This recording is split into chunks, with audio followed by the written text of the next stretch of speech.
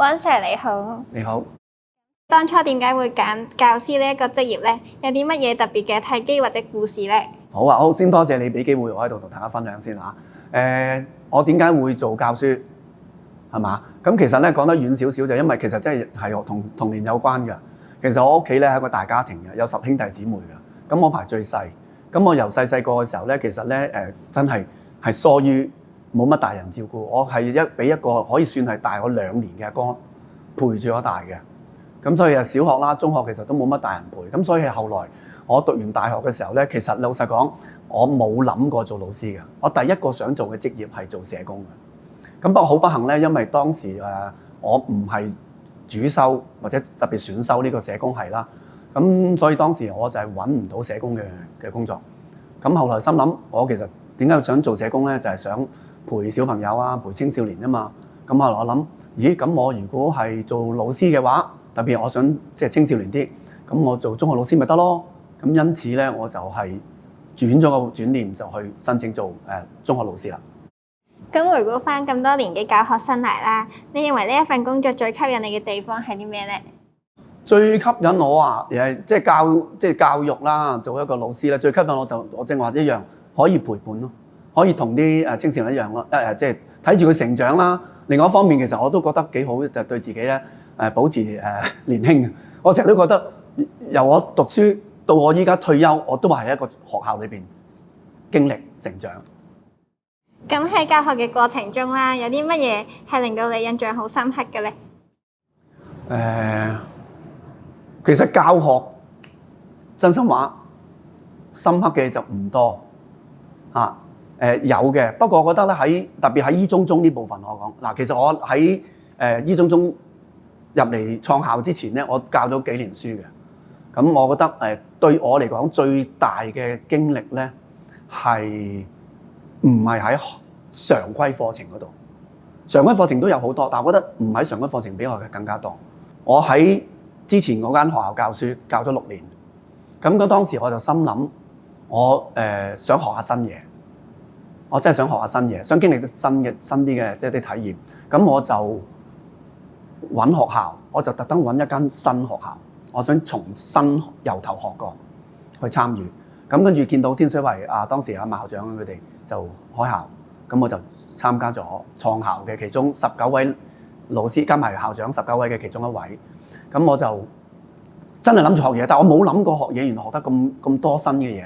咁最關鍵嘅一個學嘅經歷就係喺環保教育同埋去帶領學生去經歷好多學校以外嘅嘢。咁呢個我覺得係完全遠超我自己想像得到嘅一個經歷。咁你嘅教育理念係啲乜嘢呢？有冇貫穿咗啲乜嘢座右銘或者信念呢？我如果俾我講，我就覺得係陪伴。我覺得係陪伴學生、陪伴青少年。呢個係我即係某程度上係我主旨啦，真係一路做。咁你認為理想嘅師生關係係啲乜嘢呢？嗱，好似我正咁講啊，我係覺得係教練同埋選手。我覺得呢個係好緊要啊，因為有陣時候我覺得唔可以當朋友嘅，對於我嚟講。因為如果朋友有陣時候就冇大冇細啊，有啲同學佢會覺得冇所謂啫，咁即係使乜聽佢啫？因為如果朋友就係即係平輩咁樣啊，即係啲同學係有陣時候你要信得過老師嘅一啲嘅，無論係學術上面嘅認知啦，無論係人生體會嘅認知啦，咁佢對你嘅提點咧。你如果聽佢話，就好似教練咁啦。嗱，教練話俾你聽，嗱，你呢度做得唔好，你要試下咁樣改，咁你就會發揮得好啲噶啦。不如打羽毛球咁樣，你揸個拍揸得慢啲，淨揸得前啲。原來有分嘅，雙打可能揸前啲，單打可能揸後啲，即係我少少嘅理解啦。咁你信嘅，咁你試下練啦，練得多啲，真係會好啲嘅喎。我覺得嗰種關係應該係咁樣嘅，我係。如果重新嚟一次，你會想改變過去某啲教學嘅決定？重新嚟過，我咁嘅教學決定，我諗咧，我一定會，我諗我真係會重新整理好少少我嘅教學嘅筆記啊，教學嘅一啲嘅工具啊，同埋時間安排上面咧，我諗我會重新再做好啲咯。因為老實講，因為我初出嚟教書到教咗十幾廿年、十幾年啦之後咧，嗰啲電腦都係未發達嘅。咁所以有好多嘢其實係幾土炮㗎。我初出嚟教書唔怕講笑，又講真啦。嗱，依家譬如我教生物科㗎，咁生物科好多圖㗎嘛。咁我初出嚟嗰圖咧係剪貼㗎，我真係影印一本書一啲嘢，影印完跟住就黐，即係出卷啊出題目，真係貼紙咁貼㗎。咁嗰陣時候，如果我用英文就有打字機啦，叫做中文咧係手寫㗎。我啲卷係手寫㗎，我初出嚟教書係好舊式㗎。咁呢個真係，如果我依家出嚟教，當然個社會變咗，就真係會喺呢啲重新整理過咯，一定會。咁而係更加有系統化嗰啲嘢。咁你點樣睇成績導向同埋全人教育之間嘅平衡咧？嗱，我首先我覺得未必係一個平衡嘅，因為全人教育裏邊咧應該係包埋成績嗰部分嘅，好冇啊？咁對於我嚟講咧，成績唔好介意，雖然我係一個老師啫，但係我都係一個想全人教育，我陪伴嘛，正話我講我做社工啊嘛，想啲學生發展得到，佢能夠成長得到嘅地步嘅，咁所以我就唔係好十分之緊張，我反而係緊張，即係唔係十分之緊張成績咁簡單，我係緊張嗰個學生有冇做到佢能夠應該發揮到佢嘅所長咯。啊，咁或者我簡單講一個少少嘅即係引申例證我啦。譬如好似我仔咁，我仔本身係讀到中4，跟住佢好中意打機，跟住後尾打到個地步，佢逃學5日，跟住後尾我好嬲，我 keyboard 都掟爛咗。但係後來我同佢傾，即係會傾翻，咁原來佢真係好中意打機。咁後來佢就話：咁你好啦，唔緊要啦，你就係全心去打啦。咁結果咧，佢就讀完中5上學期，佢就自己一個人走咗去台灣，去專心打電競。咁我想提即係我其實對於我嚟講，我係支持嘅。不過一定要講有一樣嘢，你一係唔做，一做就會盡力做到好。所以後來我仔都喺打機呢個電競界裏邊都有少少成就啦，都做到香港LL 嘅香港總教練啦。亦都帶過打呢個世界賽啦。咁我覺得全人教育應該係包埋學術。如果你中意打機，認真打，同屋企人傾清楚。你中意打羽毛球，傾清楚。你中意做乜，傾清楚。大家覺得原來係喎，你呢個係你嘅性格強項，呢個係你嘅特徵嘅，咁你咪全心去咯。咁你即將退休啦，咁你嘅心情係點樣咧？心情其實係幾開心嘅，因為我真係覺得我係過咗一個人生嘅階段。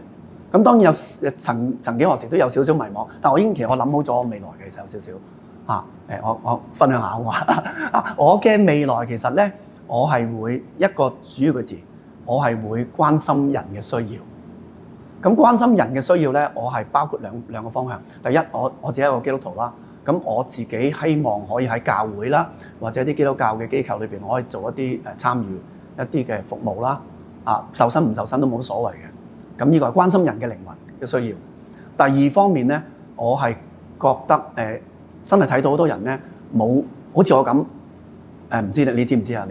我2022年咧，我係有 cancer 嘅，我係一個癌症康復者嚟嘅。我當時點解會有康復咧？其實點解會發現後來到康復咧？最關鍵原因就係因為我要買保險。我覺得人係要諗好多嘢嗱，永恆嘅歸宿又要喺現世嘅生活上面，你點樣做好？等於我陪伴青少年一樣，我想點樣支援佢做到最好關心佢有啲咩需要，要提醒佢咁樣。咁所以我諗緊，可能我都會因為其實做保險我都諗下會做保險。咁你認為未來教育最需要關注啲咩議題咧？係識得整理資料即係咩意思啊？整理資料喎，因為其實依家電腦裏邊去揾 data， 或者你打啲嘢去俾 AI 做，係會做得好好下嘅。但係我暫時覺得 AI 有啲整理上面咧，佢未必咁人性化去整理得到。譬如好簡單，你話你幫我整一個錢中心嘅問題庫俾我問學生，同一份筆記，你幫我將佢改做錢中心。咁但係其實真正了解個學生，佢係咪咁嘅錢就係適合佢？咁樣嘅中挺物料係咪適合佢？咁樣嘅挑戰性嘅難題係咪真係適合佢？嗰個都係要老師判斷嘅。咁而呢個判斷係個老師一定要好識得整理，包括佢要整理學生平時作答嘅嘢，知道佢嘅水平，知道 AI 做到乜。唔可以咁簡單就A1得啦 ，Gen 咁就一定係 A1 Gen 出嚟嘅錢中心，未必就真係適合我嘅學生嘅錢中心。我今屆學生嘅錢中心，未必等於我下屆學生嘅錢中心。咁我點樣去有效去整理？咁我覺得呢個係我暫時諗到個挑戰，唔好俾 AI 取代。咁退休前夕啦，你想同曾經教過嘅學生講啲咩呢？行行出狀元，做咩都好，盡力去做，攞唔攞到第一其次，但係做到你嘅最好。我覺得呢個無論係學生係老師，每個人應該都要去做到自己嘅最好。多謝阿 Sir 接受我哋嘅採訪。